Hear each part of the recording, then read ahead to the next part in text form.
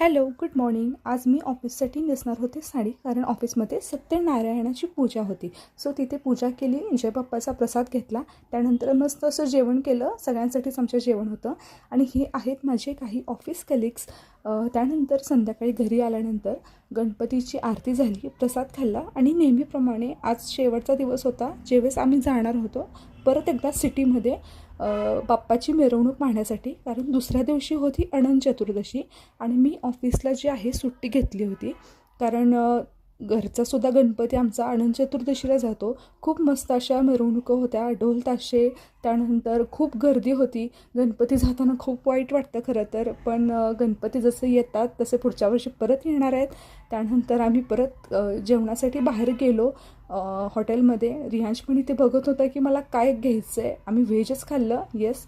त्यानंतर घरी आलो आणि थँक्स फॉर वॉचिंग. बाय.